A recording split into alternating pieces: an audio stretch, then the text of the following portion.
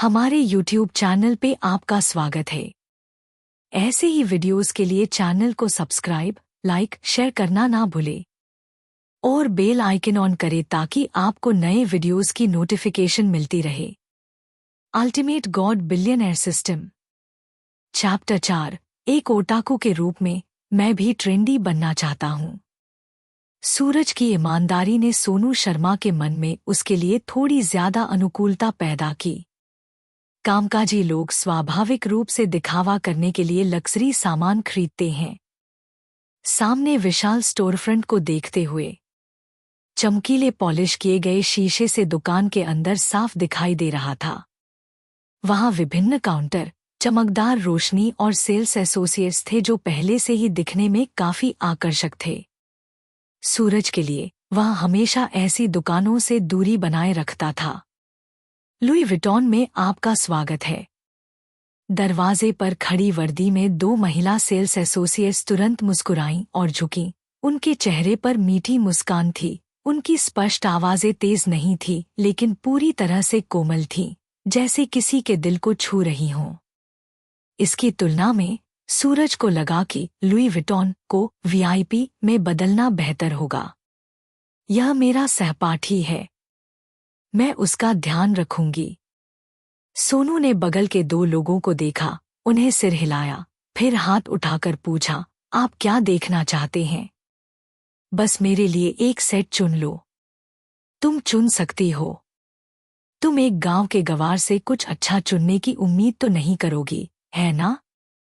सूरज ने मुंह बनाया, बिना किसी परवाह के आत्महीनता व्यक्त की। उसे वास्तव में अपने सौंदर्यबोध पर भरोसा नहीं था।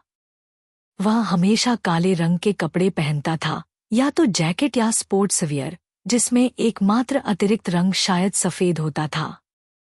हा, मैं बता सकती हूँ। सोनू ने सूरज की डाउन जैकेट, जीन्स और कैनवस जूते को देखा। यह संयोजन 80% पुरुषों के पास हो सकता है। शायद यह मानसिकता की बात थी, लेकिन सूरज ने अधिकांश पुरुषों की तरह महिलाओं के सामने दिखावा करने की कोशिश नहीं की। उसकी मानसिकता में बदलाव ने उसे खुलकर शिकायत करने और मजाक करने की अनुमति दी। आपका बजट क्या है? सोनू सूरज को किनारे ले गई। उसने हैंगर पर लगे कपड़ों को देखा, फिर सूरज के फिगर का आकलन किया, सोचते हुए पूछा। कुछ हजार। सूरज ने पलक झपकाई, बस इसे 60,000 के भीतर रखना। हे भगवान! सोनू ने चौंक कर और आश्चर्य से सूरज को देखा। क्या तुम किसी रिश्ते के लिए तैयारी कर रहे हो? अरे, तुम्हें कैसे पता कि मेरे माता पिता चाहते हैं कि मैं नए साल पर रिश्ते के लिए जाऊं? सूरज ने अचानक विस्मय से सोनू को देखा। यह महिला थोड़ी डरावनी थी।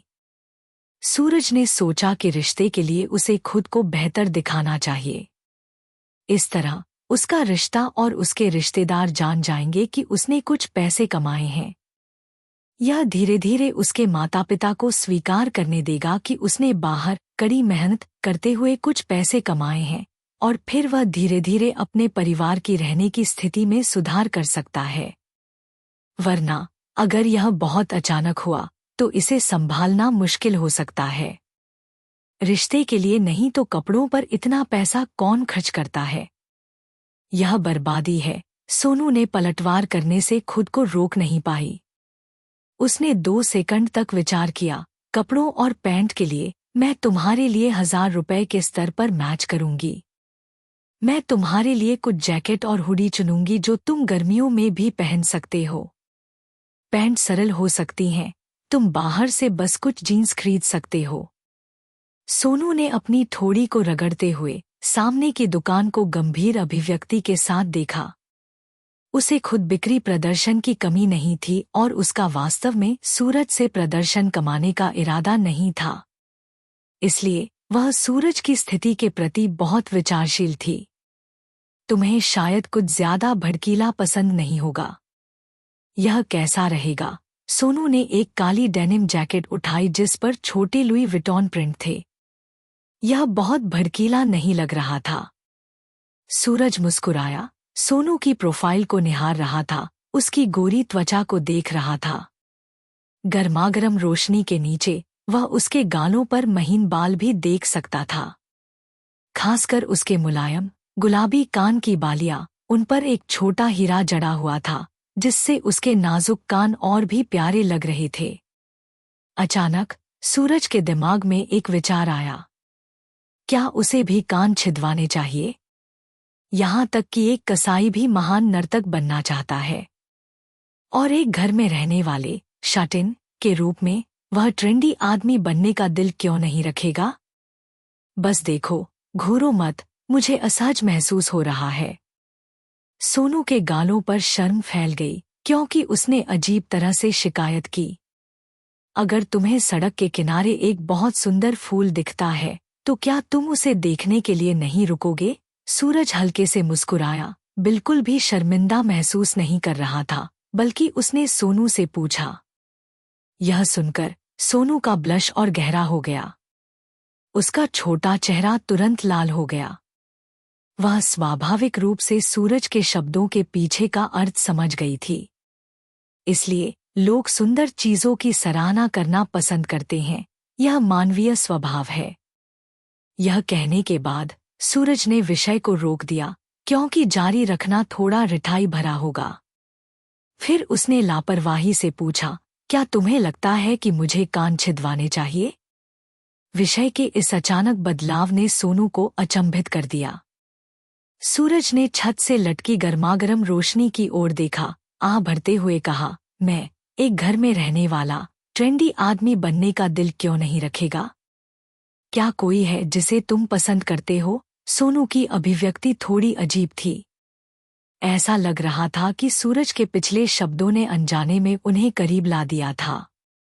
सोनू ने बिना किसी हिचकिचाहट के सीधे यह सवाल पूछा। तुम ऐसा क्यों कहती हो? सूरज चौंक गया। तुमने कहा कि तुम एक घर में रहने वाले हो। अगर कोई ऐसा नहीं होता जिसे तुम पसंद करते, तो तुम निश्चित रूप से तैयार होने, लक्जरी सामान पर विचार करने या ट्रेंडी आदमी बनने की परवाह नहीं करते। ये विचार सबसे अधिक संभावना इसलिए है क्योंकि कोई है जिसे तुम पसंद करते हो। इसलिए तुम अपनी छवि की परवाह करोगे। सोनू ने सूरज को चिढ़ाते हुए देखा, एक भौं ऊपर उठाते हुए। क्या यह सच है कि कोई है जिसे तुम पसंद करते हो? उसके दिमाग में बिजली का एक झटका लगा। यह सही है। सूरज ने तुरंत अपनी आंखें सिकोड़ी और मुस्कुराते हुए कहा, इतनी स्मार्ट, तुमने वास्तव में खोज लिया कि मैं तुम्हें पसंद करता हूं। सोनू। एक पल में सोनू की मांसपेशियां अकड़ गईं। उसके चेहरे पर चिढ़ाने वाली मुस्कान तुरंत गायब हो गई। उसकी आवाज थोड़ी घबराई हुई थी और उसे अपनी छाती में अपने दिल की हिंसक धड़कन महसूस होती लगी। उसने तेजी से कहा, बकवास मत करो। तुम्हें पता है तो तुम मेरे लिए जल्दी से कपड़े क्यों नहीं चुन रही हो? सूरज ने तुरंत अपने सिर से इशारा किया, अगर तुम अपने ग्राहक की अच्छे से सेवा नहीं करोगी, तो मैं बस अपना मुंह खोलूंगा और तुम्हें नए साल के उपहार के रूप में शिकायत दे दूंगा। आह! मैं मरने वाली हूं। सोनू के दिल से एक पल में एक तेज चीख निकली। लानत है। डिश! मैं घिर गई हूं। सोनू ने नाराजगी से सूरज को घूरा, फिर तुरंत मुड़ी और चल पड़ी, अपने गालों को फुलाते हुए। वह थोड़ी दूरी पर चली और एक कपड़ों के रैक को धकेला। ठंडे चेहरे के साथ उसने कुछ कपड़े चुने और उन्हें रैक पर लटका दिया। फिर उसने ठंडे लहजे में कहा, सर, कृपया मेरे पीछे आइए, ट्रायल रूम अंदर है।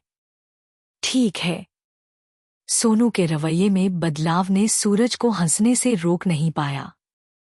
वह लंबे समय से लड़कियों को इस तरह चिढ़ाना चाहता था, लेकिन पहले उसमें कभी हिम्मत या आत्मविश्वास नहीं था। अब जब उसने इसे आजमाया, तो उसे मानना पड़ा, यह काफी दिलचस्प था। सोनू के अंडाकार चेहरे को देखते हुए उसके गाल थोड़े फुलाए हुए थे और उसके दांत भिंचे हुए थे। सूरज ट्रायल रूम में चला गया। यह देखकर कि सूरज ने अभी भी उससे माफी नहीं मांगी थी, सोनू ने हाथ बढ़ाया और ट्रायल रूम का दरवाजा बंद कर दिया। वह वहां अपनी बाहों को पार करके खड़ी रही, मुंह फुलाए हुए, इंतजार कर रही थी। ट्रायल रूम के अंदर सूरज ने कुछ हद तक विशाल कमरे का सर्वेक्षण किया। यह लगभग 7 या 8 वर्ग मीटर का था। किसके ट्रायल रूम में एक छोटा सोफा होता है? यह पागलपन है। यह शायद वीआईपी के लिए था। उसके जैसा एक सामान्य ग्राहक को सामान्य ट्रायल रूम मिलना चाहिए, जैसे शौचालय में एक स्टॉल। यह शायद सोनू ने ही व्यवस्थित किया था। एक लड़की का दिल वास्तव में छाती की तरह होता है, मुलायम और झुकने वाला। उसने लापरवाही से अपनी डाउन जैकेट उतारी और उसे एक तरफ फेंक दिया। इस बीच बाहर सोनू अपनी बाहों को पार करके दीवार से सटी खड़ी थी। स्टोर में एक सहकर्मी तुरंत पास आई। उसने सोनू को गपशप करते हुए देखा। तुम्हारा बॉयफ्रेंड? नहीं। बकवास मत करो। मेरा कोई नहीं है। सोनू तुरंत भड़क गई और तेजी से समझाया, वह एक पुराना कॉलेज का सहपाठी है। हमने एक दूसरे को बहुत समय से नहीं देखा है और हम बस संयोग से टकरा गए। ओह ओह ओह, लड़की ने तुरंत मजाक उड़ाया। तुम्हारा चेहरा अभी इतना लाल था, किसी ने सोचा होगा कि तुम उत्साह में थी। मर जाओ। सोनू ने घबराकर तुरंत लड़की का मुंह ढकने के लिए हाथ बढ़ाया। दरवाजे की ओर घबराहट से देखा।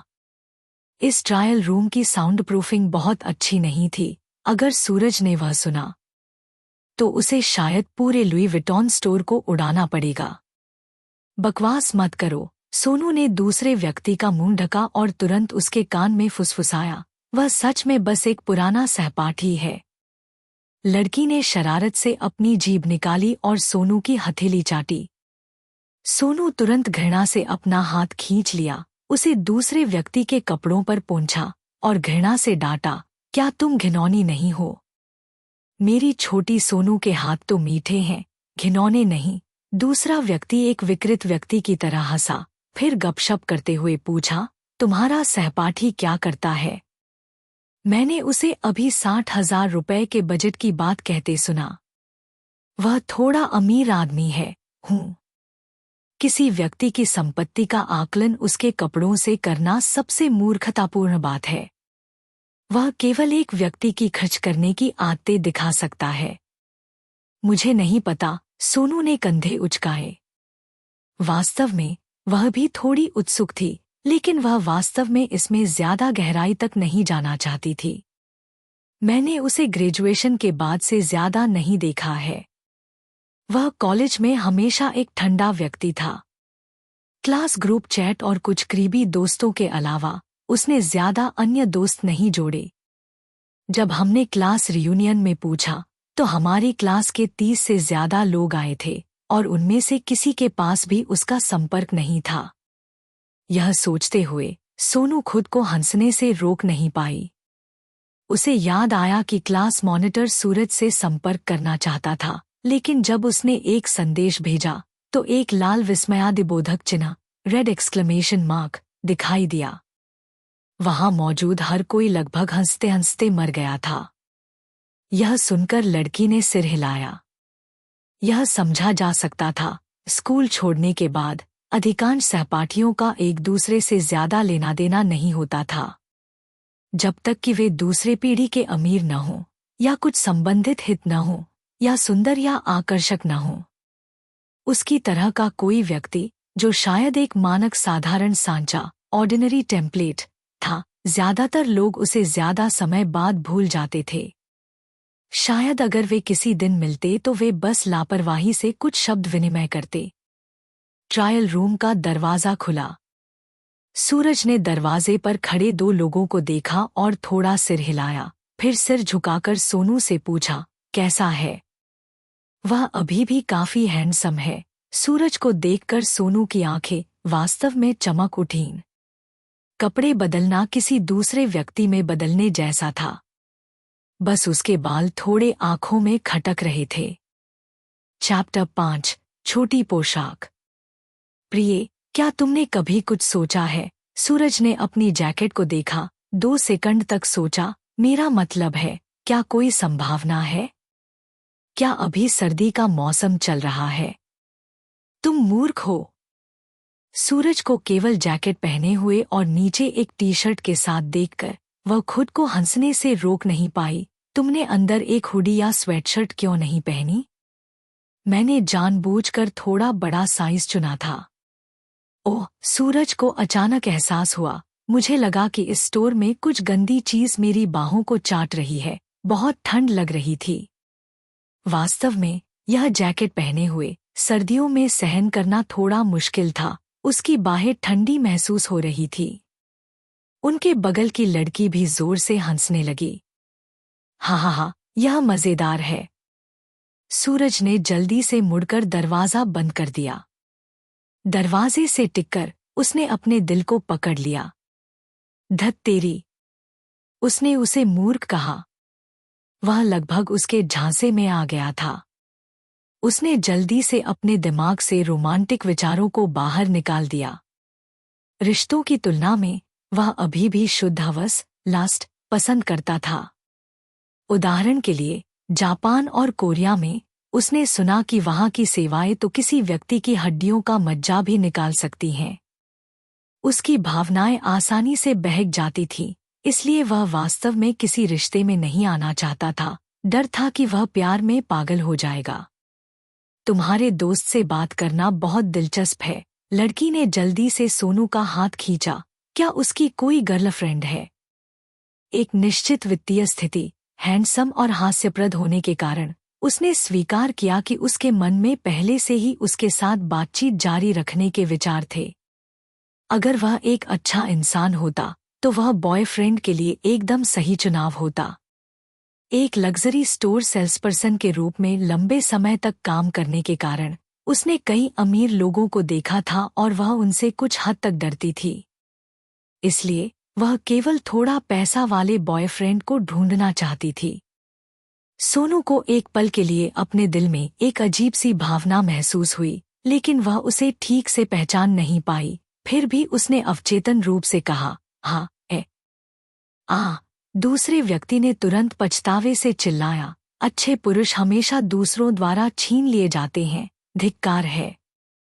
वीणा, WI, तुम्हारी बारी। पास के बार काउंटर पर लड़की चिल्लाई। ऐसा लग रहा था कि स्टोर में प्रवेश करने वाले ग्राहकों को सेल्स एसोसिएट्स द्वारा रोटेशन में संभाला जाता था। एक व्यक्ति एक ग्राहक को संभालता था। ग्राहकों को छीनने जैसी स्थितियां अपेक्षाकृत दुर्लभ थी, क्योंकि ज्यादातर लोगों में कुछ हद तक नैतिक अखंडता थी। ठीक है। सोनू के बगल की लड़की अपनी ऊंची एड़ी के जूते में तेजी से चली गई। ट्रायल रूम के अंदर सूरज ने कई आउटफिट बदले और खुद को शीशे में देखा। उसने संतुष्टि से सिर हिलाया। इन कपड़ों के महंगे होने का वाकई एक कारण था। कपड़ा और कारीगरी दोनों बेहतर थे। कम से कम वे उन कपड़ों की तरह नहीं होंगे जिन्हें उसने ताओबाओ पर खरीदा था, जिनमें धागे बार बार निकल आते थे। लेकिन कीमत वास्तव में महंगी थी। शॉपिंग मॉल में कपड़ों और पैंट के लिए टैग पर कीमत सैकड़ों या हजारों में हो सकती है। वास्तविक बिक्री मूल्य शायद केवल 1 या 200 था। लेकिन यहाँ टैग की कीमत वास्तविक कीमत थी।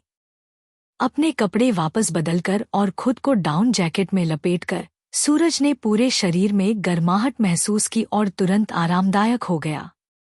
डाउन जैकेट ही सबसे अच्छा है। बहुत ज्यादा आरामदायक। दरवाजा खोलते हुए सूरज ने दीवार से सटी खड़ी सोनू को देखा और कहा, बस वही, उन्हें पैक कर दो और मेरे लिए एक कपल आउटफिट भी चुन लो। सूरज के चेहरे पर तुरंत एक शरारती नजर आई। अपनी गर्लफ्रेंड के लिए खरीद रहे हो? सोनू ने अवचेतन रूप से भौहें सिकोड़ी। उसने सोचा कि सूरज ने पहले कहा था कि वह रिश्ते के लिए घर जा रहा है और अब वह कपल आउटफिट खरीदना चाहता है। एक यहाँ, एक वापस घर पर। क्या वह कमीना है? मैं उन्हें अपने माता पिता के लिए खरीद रहा हूँ। सूरज ने नाखुशी से पलटवार किया। किसी को चोट पहुंचाने के कई तरीके हैं और तुम्हें बस यही तरीका चुनना है ना? मुझे पता है कि मैं सिंगल हूँ, तुम्हें मुझे याद दिलाने की जरूरत नहीं है। सोनू ने थोड़ी शर्मिंदगी से अपनी जीभ निकाली। मेरी गलती, मुझे और मत डांटो, अगर तुम डांटते रहोगे तो मैं मूर्ख बन जाऊंगी।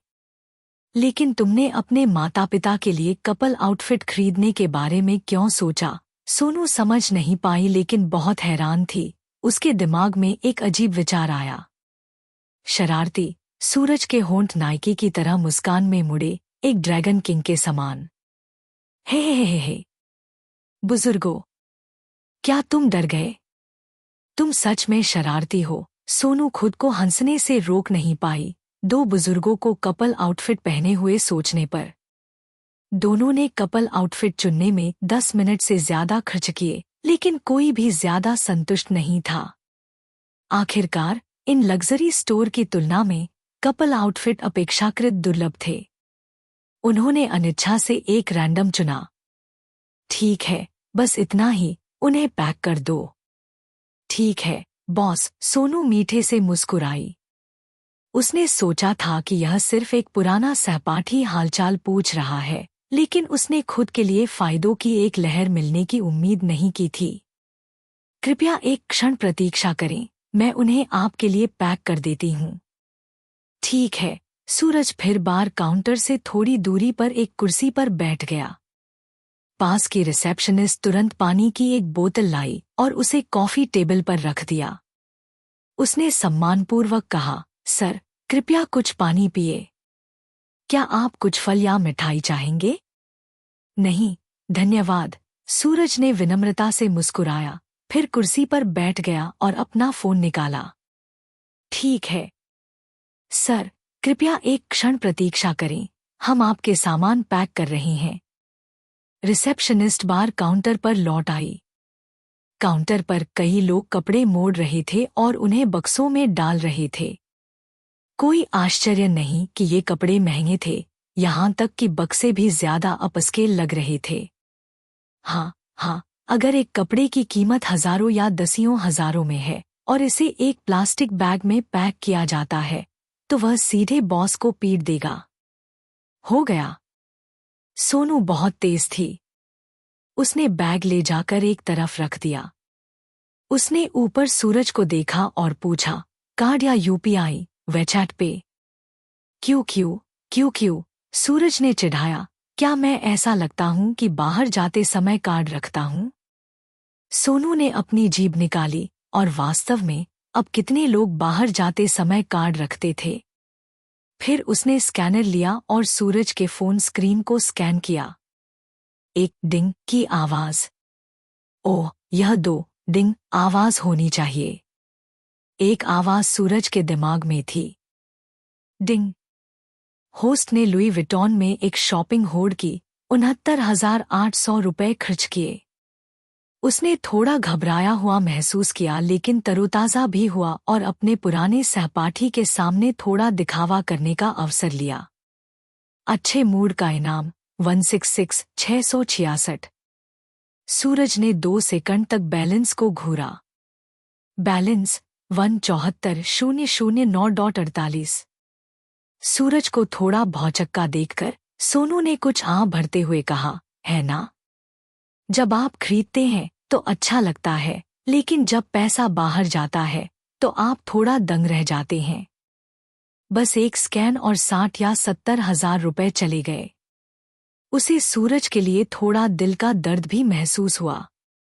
ओह हाँ, बाल कटवाना याद रखना। तुम्हारा हेयर स्टाइल। इस पर टिप्पणी करना वास्तव में मुश्किल है। सोनू ने सूरज के बालों को देखा और एक पल के लिए उसे वास्तव में इसका वर्णन करने के लिए कोई शब्द नहीं मिला। इसे कैसे कहें? 10 पुरुषों में से 9 ऐसे ही थे। कोई पर्म नहीं, कोई डाई नहीं, दोनों तरफ मुंडा हुआ और बीच में छोटा। अगर तुम लगभग 200 मीटर और आगे चलते हो तो वहां एक बैलेंसियागा इमेज कम्यून है। वे वहां अच्छा काम करते हैं। बैलेंसियागा एक लग्जरी ब्रांड है, लेकिन यहाँ यह एक उच्चस्तरीय सैलून का नाम है। सूरज होश में आया और मुंह बनाया, क्या तुम्हें पता है? एक आदमी की अपने नाई के प्रति वफादारी उसकी पत्नी के बाद दूसरे नंबर पर होती है। मैं पिछले 4 या 5 सालों से हमारे विश्वविद्यालय के पास उस नाई की दुकान पर बाल कटवा रहा हूँ। अब तुम मुझे दूसरी जगह जाने के लिए कह रही हो? क्या यह मुझे धोखा देने के लिए नहीं कह रहा है? तो क्या तुम धोखा दोगे? सोनू ने नाराजगी से सूरज को घूरा। उसने बस उसे एक सुझाव दिया था और वह उस पर ताना मारने लगा। हाँ, सूरज हंस पड़ा। सोनू ने तुरंत सूरज पर आंखें घुमाईं। छ्या, कमीने, मुझे व्हाट्सएप व चैट पर जोड़ो। क्या तुमने अभी अभी मुझे कमीना नहीं कहा था? सूरज ने देखा कि सोनू ने अस्पष्ट रूप से उसे अपना फोन दिया। उसने लापरवाही से इसे स्कैन किया और मजाक में पूछा, फिर भी मुझे जोड़ रही हो?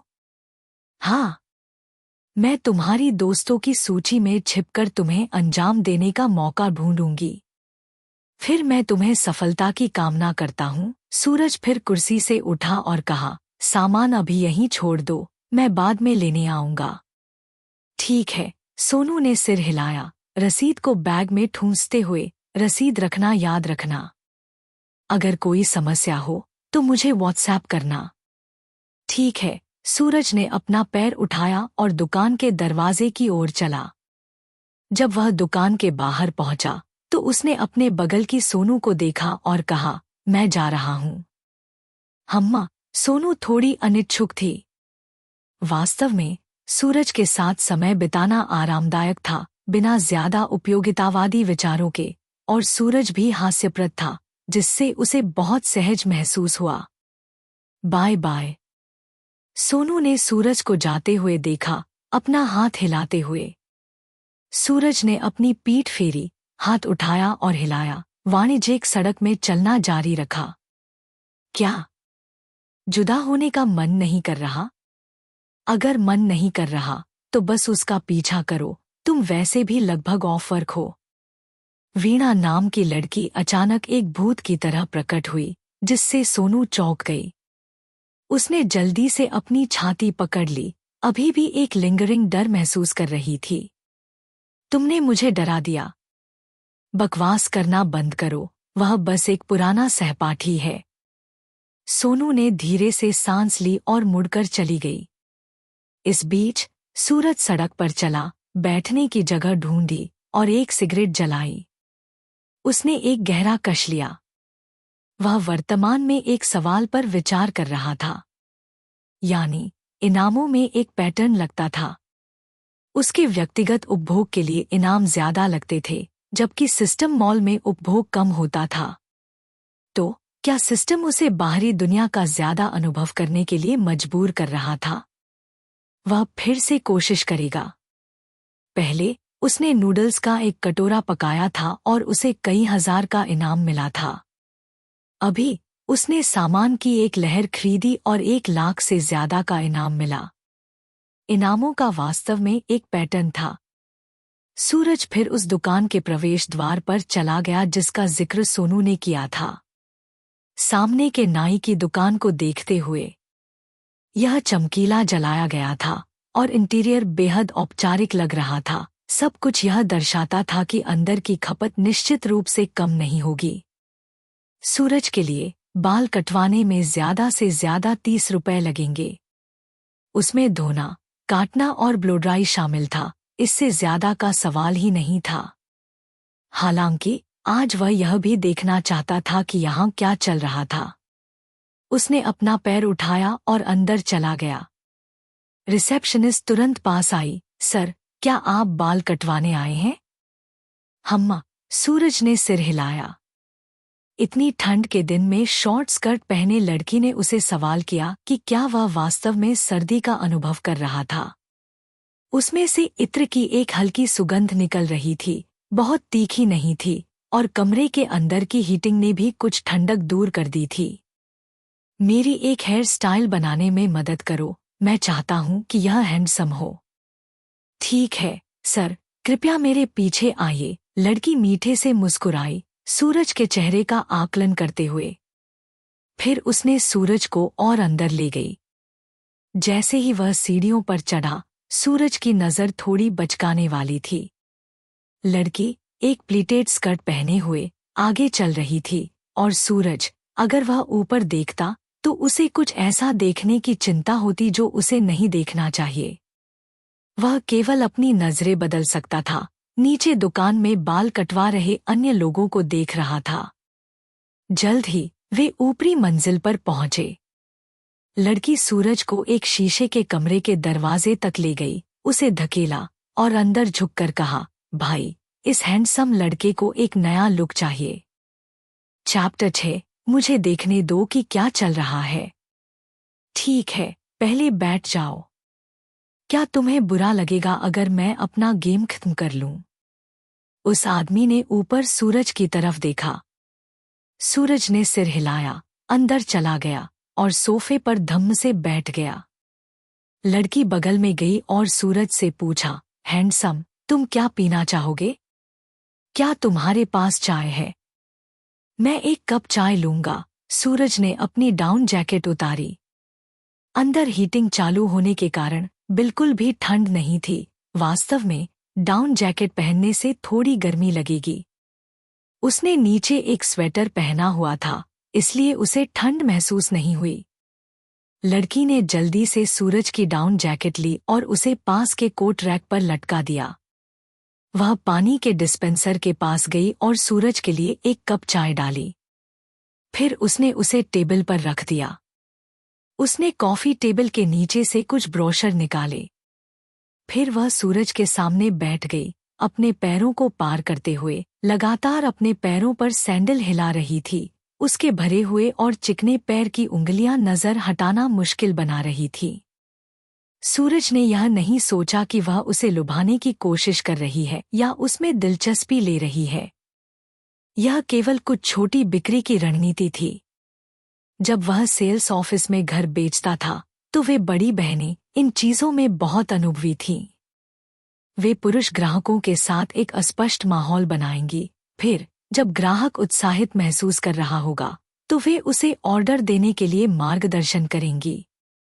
ये छोटे इशारे उनके लिए कोई नुकसान नहीं थे, इसके बजाय वे एक ऑर्डर सुरक्षित कर सकते थे। वास्तव में लाखों से जुड़े उन सौदों को छोड़कर महिलाओं का एक हिस्सा वास्तव में ऑर्डर पाने के लिए खुद को बेचने पर निर्भर नहीं करता था। सूरज अभी भी महिला सेल्सपर्सन की प्रशंसा करता था। वे लोग चतुर थी, धीरे धीरे बिक्री प्रेरित करती थी और उनकी व्यावसायिक क्षमताएं बहुत मजबूत थीं। कुछ लोग हमेशा महिला सेल्सपर्सन को पूर्वाग्रह से देखते थे, लेकिन सूरज चीजों को निष्पक्ष रूप से देखना पसंद करता था। हैंडसम, तुम्हारा उपनाम क्या है?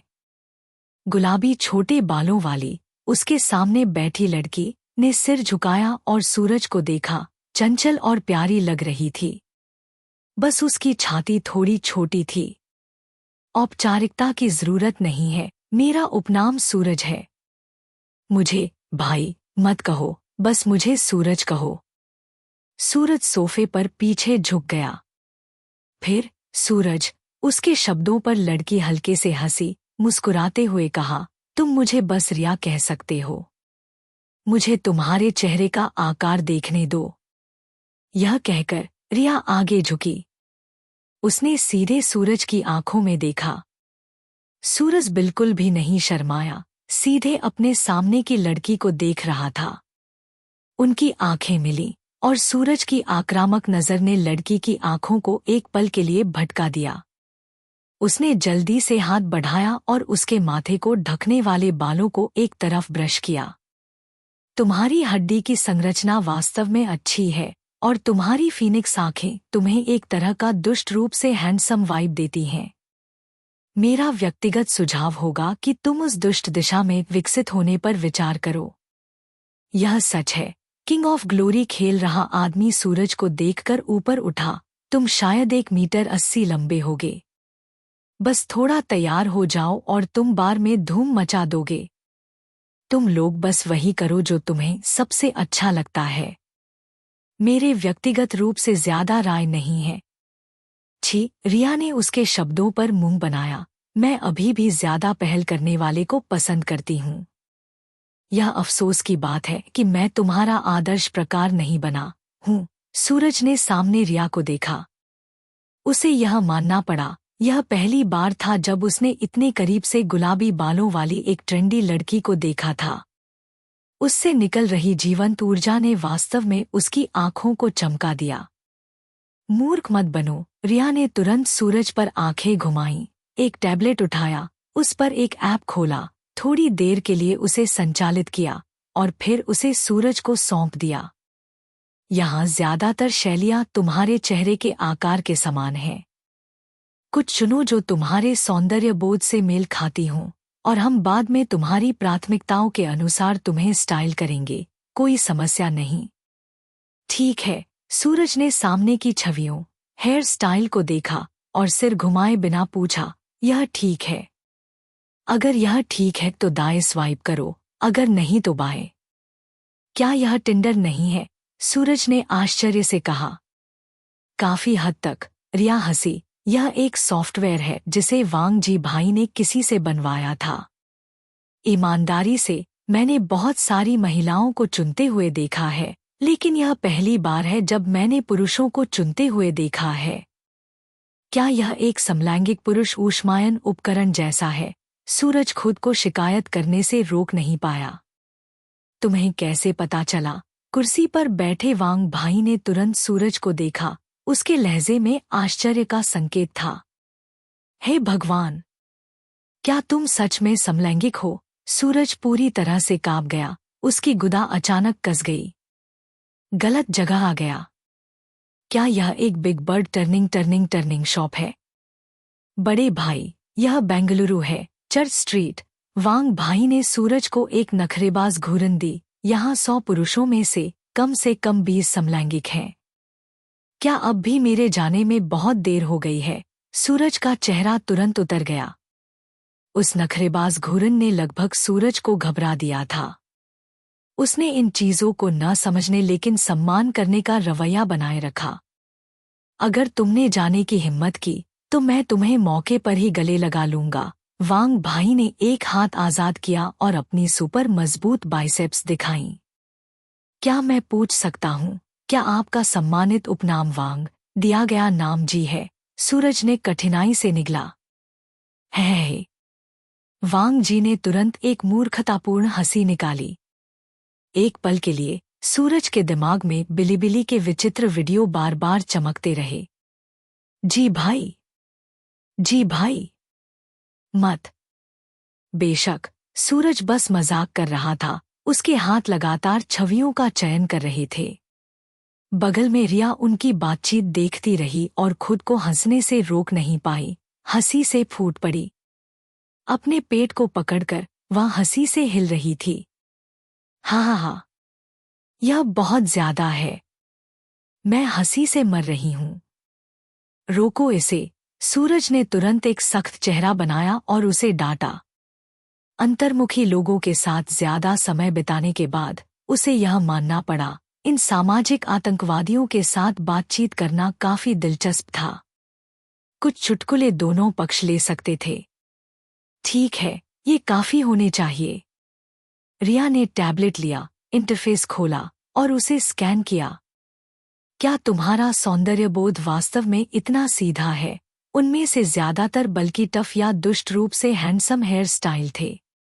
जी भाई के यहाँ होने के कारण मैं थोड़ा भी नहीं झुक सकता। सूरज सोफे पर पीछे झुक गया, अपना चाय का कप पकड़े हुए और चाय की एक घूंट ली। रिया फिर से टूट गई, खुद को हंसने से रोक नहीं पाई। स्पष्ट रूप से हास्य के लिए एक कम सीमा थी। तुम मेरा सिर खींचकर निकालने पर मजबूर करोगी। फिर साइड स्वीप 37 स्प्लिट कैसा रहेगा? क्या तुम्हें कोरियाई स्टाइल पसंद है? जैसे होंगजे का? कुछ भी ठीक है।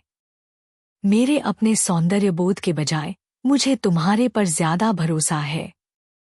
सूरज ने कंधे उचकाए। पेशेवर मामलों को पेशेवरों पर छोड़ देना चाहिए, और लड़कियां निश्चित रूप से जानती हैं कि एक आदमी पर किस तरह का हेयर स्टाइल हैंडसम लगता है। ठीक है, बहुत बहुत धन्यवाद। रिया ने सूरज पर आंखें घुमाईं, फिर वांग भाई की ओर मुड़ी और पूछा, क्या तुम्हारा खेलना हो गया? बस कुछ और मिनट। फिर मैं पहले उसके बाल धो देती हूँ।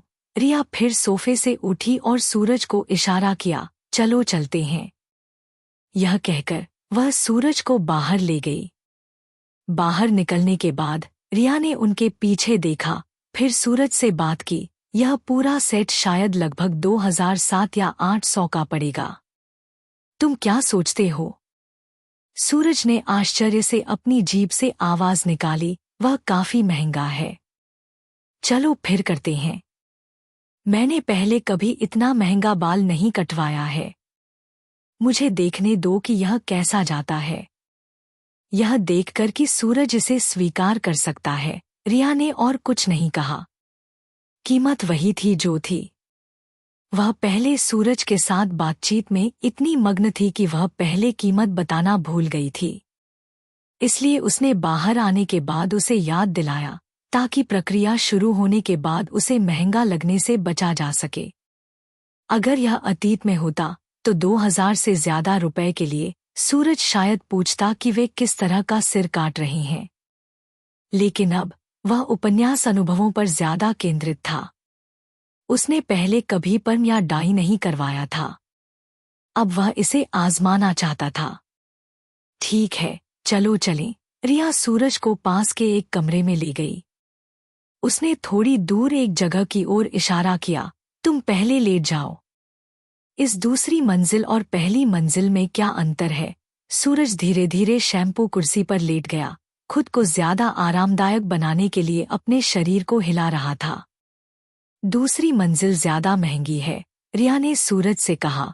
वांग भाई के समलैंगिक होने से मूर्ख मत बनो, उसका कौशल वास्तव में अच्छा है।